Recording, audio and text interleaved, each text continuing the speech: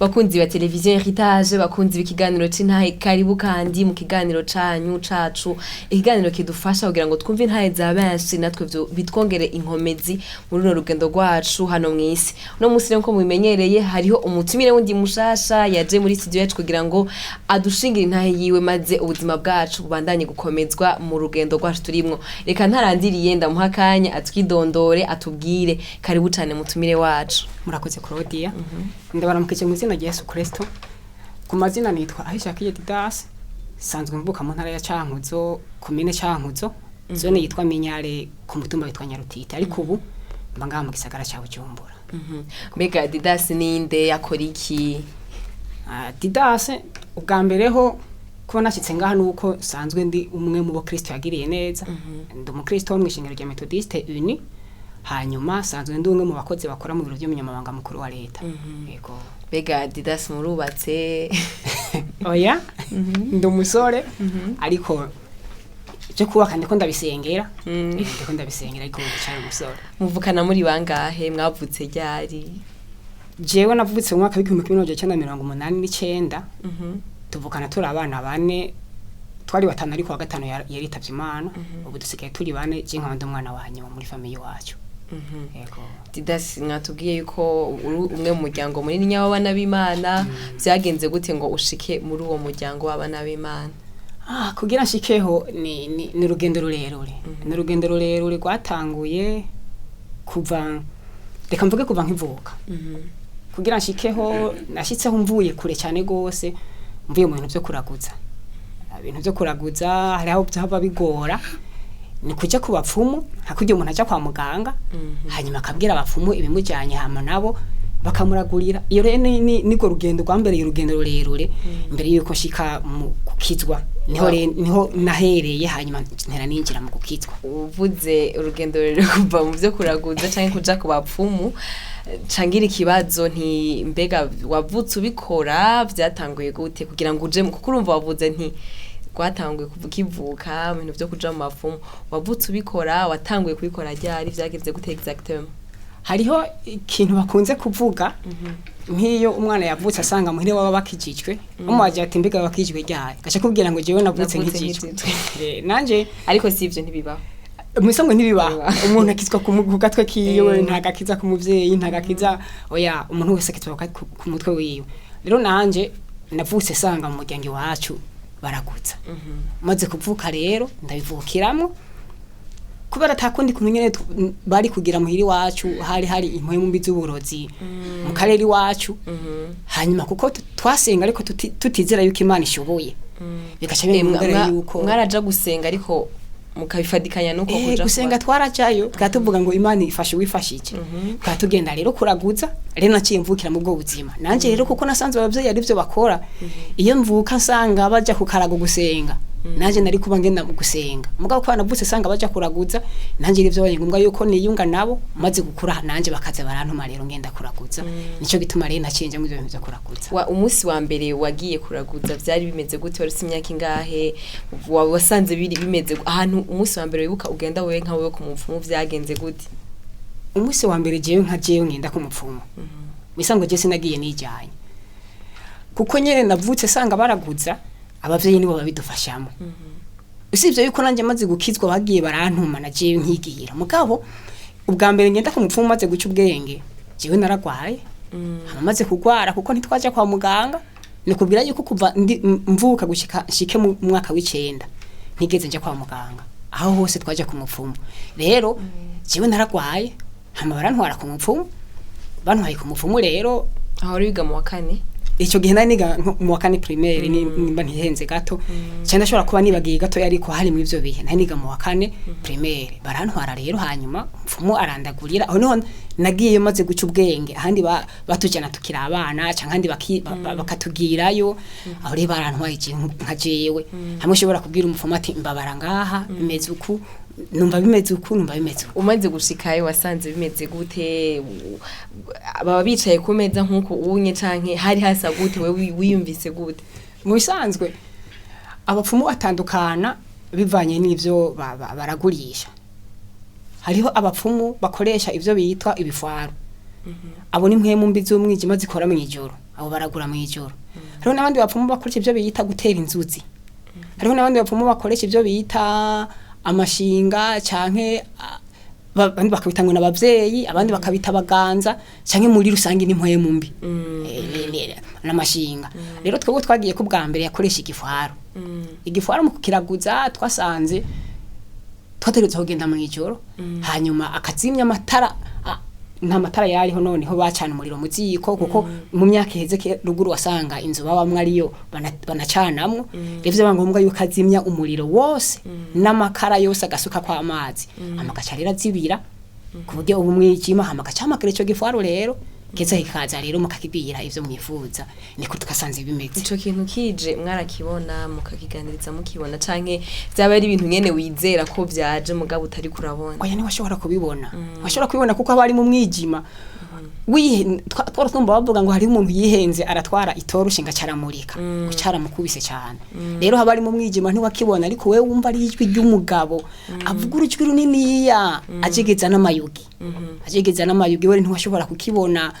gusa ico wumva nuko nk'akije gukuramwe ibintu bita ngo amahembe impwemu mbi zitwa amahembe umva kigushize k'ibintu bikigura kumva kirakwiye kumva kirakubise ubundi ntiwashobora kukibona kuko vyari ibintu nyine vyo mu buryo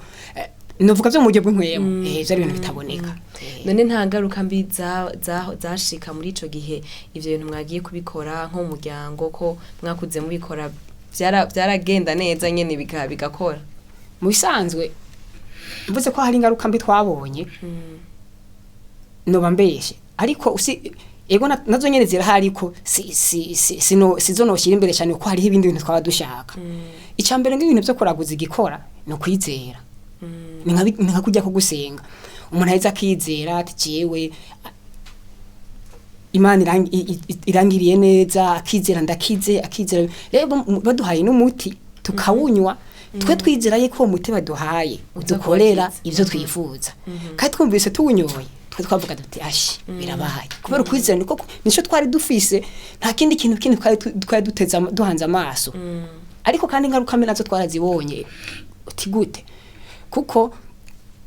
mu ivyo ntu byo kuraguza utegerezwa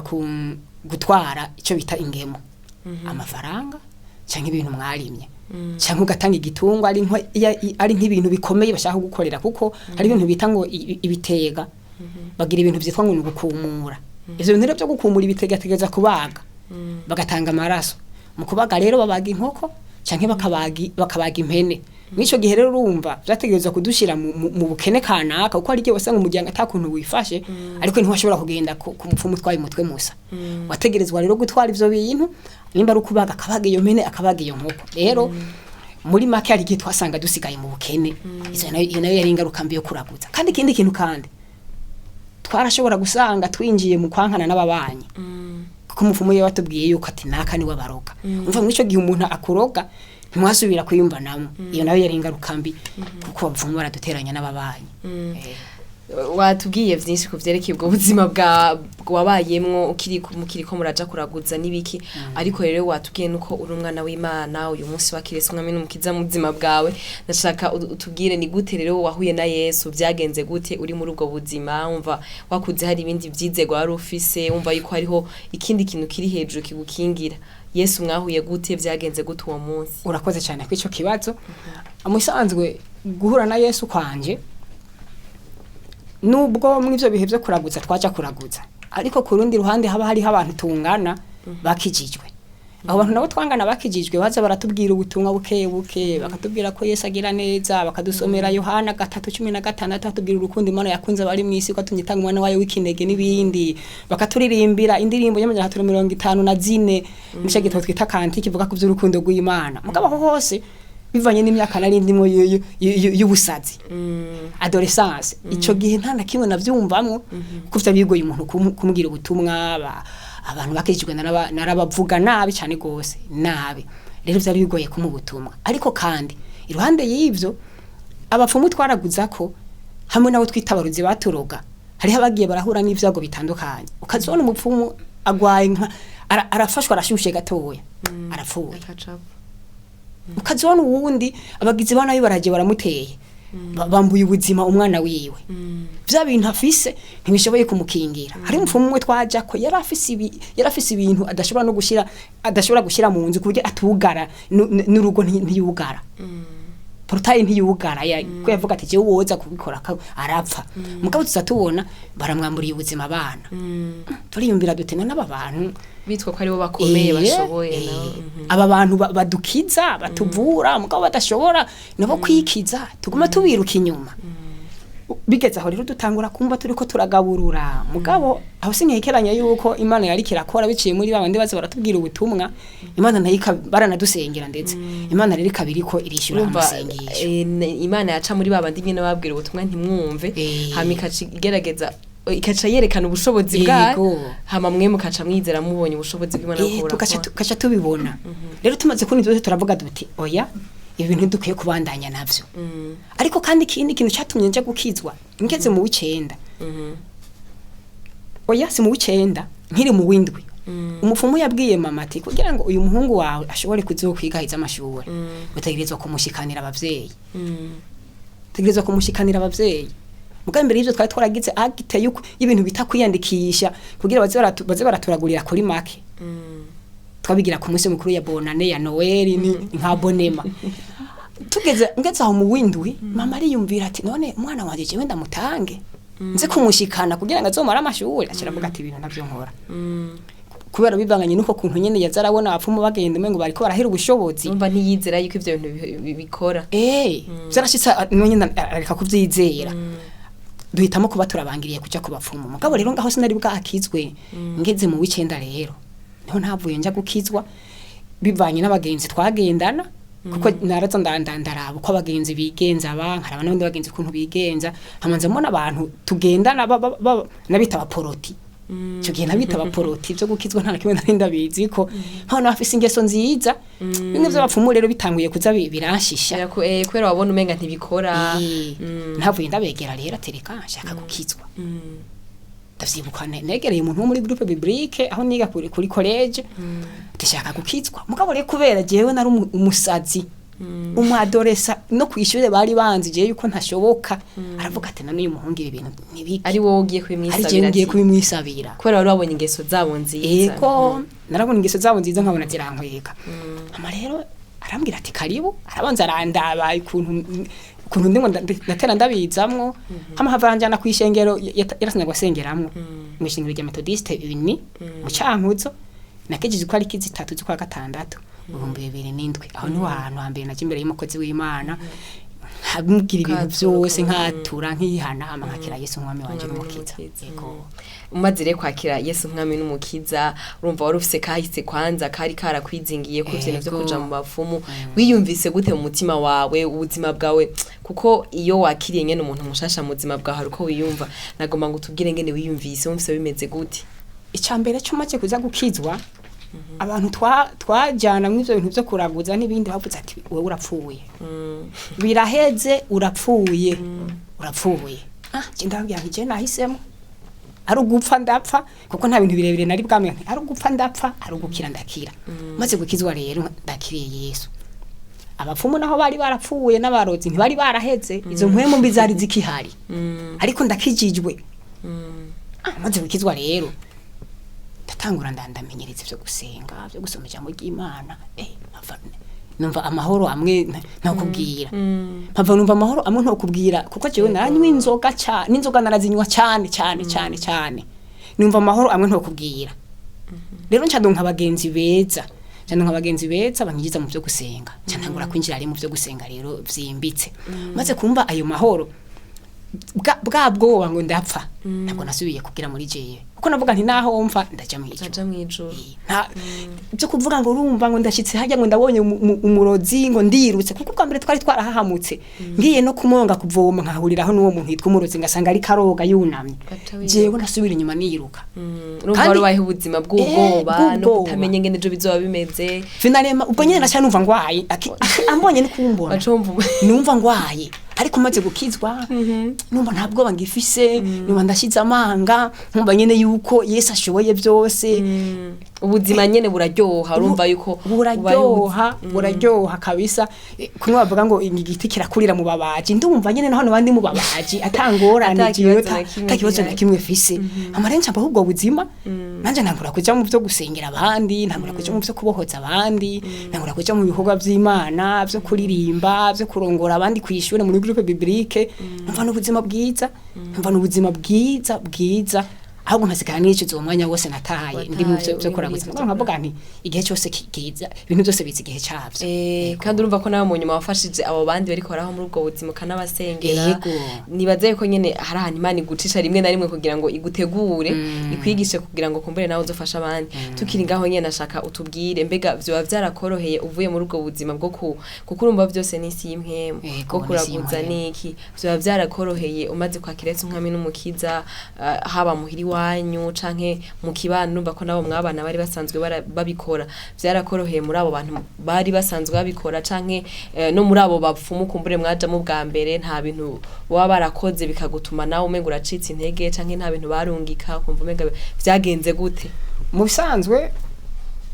umuntu acakira Yesu mu myaka ya 2007 muri 2007 umva si vuba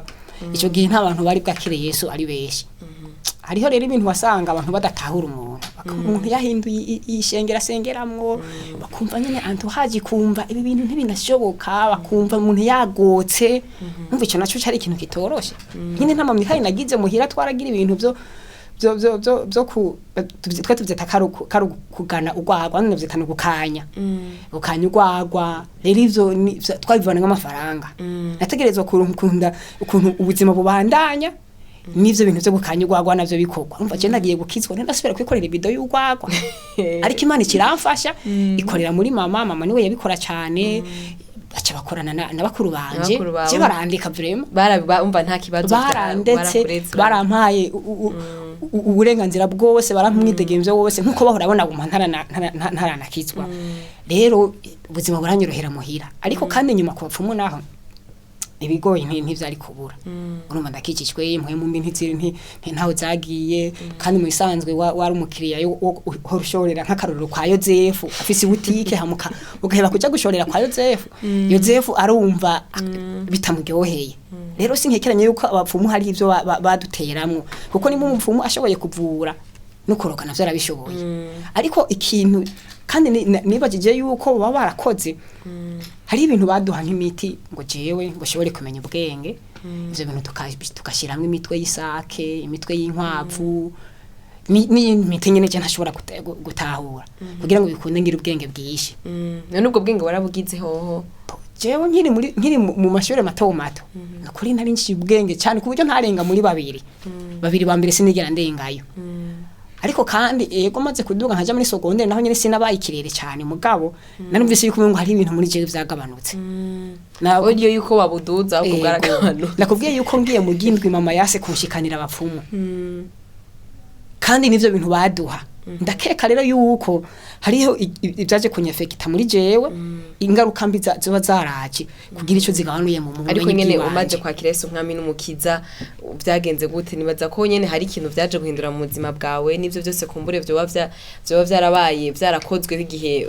baguha iyo miti Yesu amaze gushika mu buzima bwawe mbega nta mpinduka yahabaye ukabona ko ati Yesu niwe ari karakora Yesu amaze gushika mu buzima bwanje impinduka zarabaye kuko maze gukizwa twekera mu myaka ya mbere kizwa hari ibintu bibiri wategerezwa kubanza gukuramwo nkamuntu ari muri groupe biblique tricherie ico kintu wabanza gufuta copinage ico kintu wabanza gufuta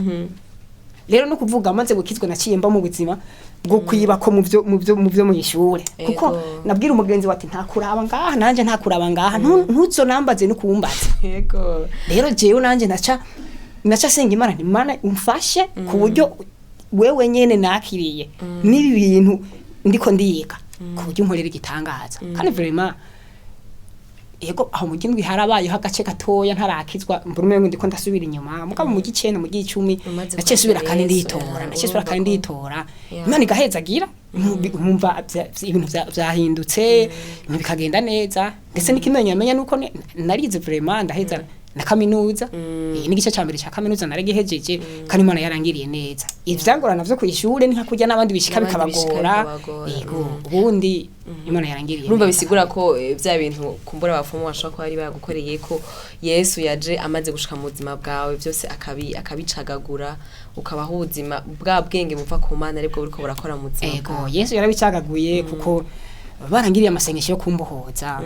yarabicagaguye ibintu byose byari inyuma ubundi byari inyuma byari byinshi byari gutuma byari kumboha byari byinshi uko n'imiti twisize twarigase baturasaze twanyoye amajambo batuvugiye ko ibiki ivyo byari ibintu byinshi byari gutuma biza kononera umuntu mu buzima yego nagomba ndababaze kino kibazo none uno musi ahantu mugeze mwebwe imigenderanire yawewe n'Imana imeze gute mbega ubayeho ubuzima bumeze gute mbega uraryohewe no kuba uri kumwe na Yesu bimeze gute wewe mu migenderanire yawe n'Imana ubuzima urumva guhura na Yesu nawe ukivyumva ubuzima nta bugeranye na buriya bwa kera erega umuntu atabubayemo ntiyo bumenya ko buruhije hari igihe twe tuvyumva ku matwi muga kavuga ati ivyo bintu bibona kumbure mu mareresi mbwa ntunzi neze ngene si filime ni ibintu bibaho si ntanumva abana nk'umwana yavukiye kwa pastor ari kararirimba ngo Mana aho wankuye Mana aho wasanze uyu mwana ko yavukiye kwa pastor yavutse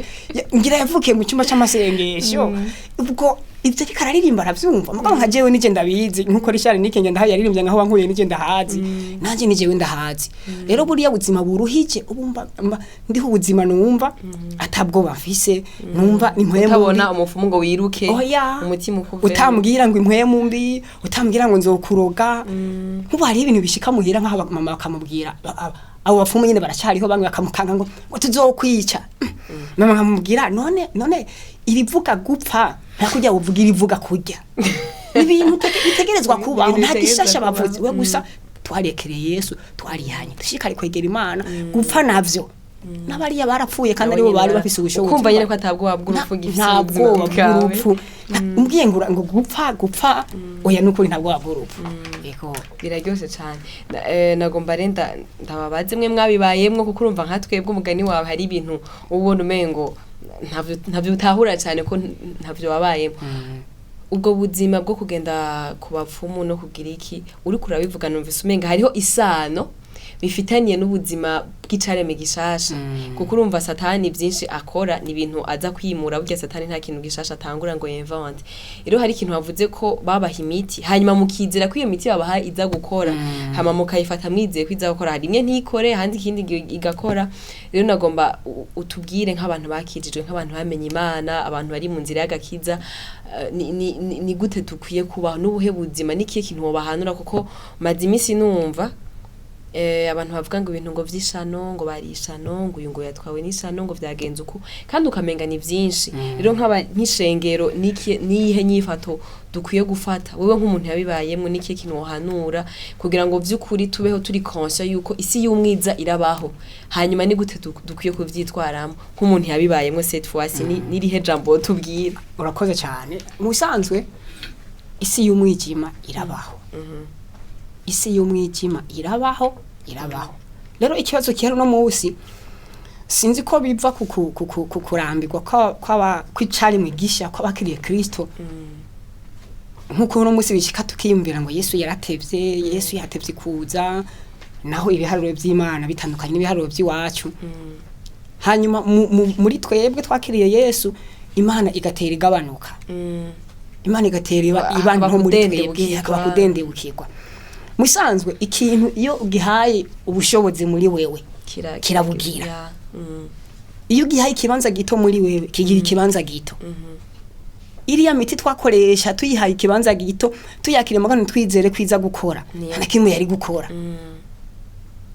n'Imana rero nimba twarize Yesu Kristo nk'umwami n'umukiza tukamwakira umuntu ugasha tuguma tubona akagira igihe tukabona duti Yesu hari ibintu adashoboye umuntu bikaba ngombwa yuko arondera agaheko agapfundo agenda yambariye ko ngaha akaja mu isengero ari hagatwaye urumva muri ico gihe izo bari imana idashoboye kugira ngo ishobore umanze gushira kwa kandi gapfundo urumva umuntu agashira akantu mu mushatsi kugira ngo agenda agatwaye agiye gusenga agatware ariko arakora business yiwe agatware ariko aragirika agatware urumva mukarasenga urumva muri ico gihe kandi abo bantu barahari barahari kubafumu muga kandi bizera no kwimana barahari urumva ari muri ico gihe birasaba yuko umuntu amenya mbega iyo mana nakiriye uwo Yesu nizeye angana gute ndamuha ikibanza kingana gute ko musa rero umuntu acamenya ukuntu ahangana nizo nguvu zo mwijima sino atari ivyo imana muri twebwe nta kibanza izo kwigera igira kuko nta usaba abami babiri usabye abami babiri umwe uramureka ugasanga wajyamye kuri umwe rero nk'icyaremwe gisha turakwiye kumenya yuko imana ari imana ifise ubushobozi atakiyinanira idakwiye kuvangwa n'ikintu na kimwe ishoboye byose ari imana idashaka utundi tuntu two kuyifasha mw'ico gihe rero uzosanga ibikubeshikara bigenda neza atari ivyo naho tuzosanga tugize bimwe bita hari ibintu bararima ngo dutegereze neza aho gihetse akakiza ngo ntuzusanga ngo hetse ingobyi impetso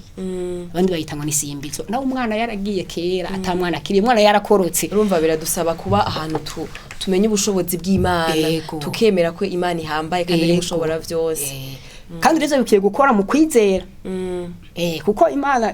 si buye tuzobona ngaha ngo utore iryo buye ngo urifyondeshe naka mu kwizera kandi ukwizera kuva kukumva ijambo ry'Imana kwizera kuva kukumva ijambo ry'Imana kukulimbura ijambo ry'Imana kuko umuntu atumva ijambo ry'Imana atarimbura ijambo ry'Imana adasoma Bibiliya ntashobora kwizera ntibikunda nyine ko yizera umva ciye mbona umenga byose bizaguhera hahandi usanga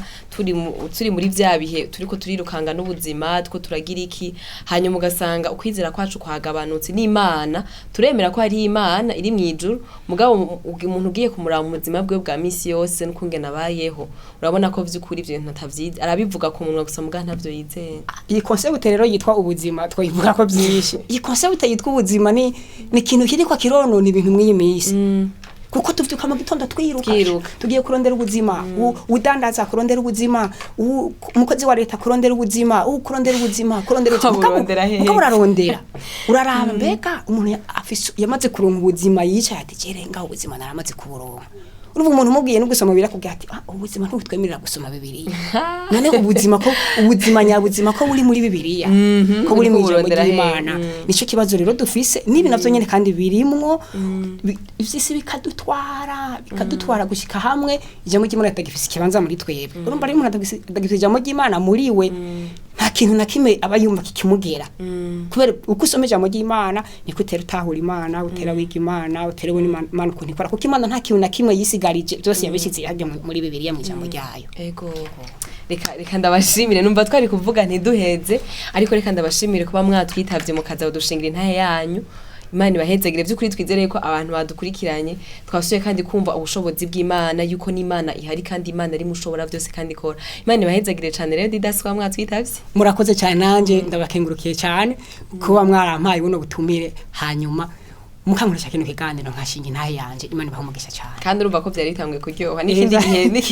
n'ikindi gengera muzotwitaba nukuri jewe umumpamagaye nzokwitaba ningaha mu gisagara ca Bujumbura nzokwitaba nukuri karibu cyane murakoze reka nongere kandi gushimira abakunzi ba televiziyo Heritage abakunzi b'ikiganiro c'intahe ndizera cyane yuko mwize nta nkeka twongeye kandi kwiga turumva yuko vy'ukuri dukwiye kuba ivyete bisomeka ko nitwa ivyete bisomeka ariho abantu bari hanze bataramenya Yesu bazotubona kumva baripfuje kumera nkatwe nkuko umugenzi wacu Didace yabitubwiye ko yabonye abari bamaze kwa Yesu nk'umwami n'umukiza maze akanawe nyine akifuza gusa nkabo ariko kandi ikindi kintu twumvise cyane tugomba guhagara nk'abantu bamenye Imana ni kubaho ubuzima bwo kuba mu ijambo ry'Imana ko ngo ukwizera kuva kumva iki kumva ijambo ry'Imana nivyagenda bityo bizoba byoroshe cyane yuko tubaho datsinzwe n'ubugwenge bw'amugwanizi maze ivyo bintu by'amangetengete kuko birahari birakora tukabaho ubuzima aho vy'ukuri tunesha isi n'ivyayo gose rero Imana ibahezagire cane reka tubandane tuha ubuzima by'ukuri bw'abana b'Imana ubuzima by'ukuri bw'abantu bitahuye bagendera muri mpwemu yera kandi bakoreshwa na mpwemu yera kugira ngo isi bandanye ibona umuco biciye muri twebwe mwakoze cyane kudukurikirana mubandanye muryoherwa n'ibiganiro vya televiziyo Heritage mugire amahoro mu byanyu no mu banyu Imana ibahezagire cane kose murakoze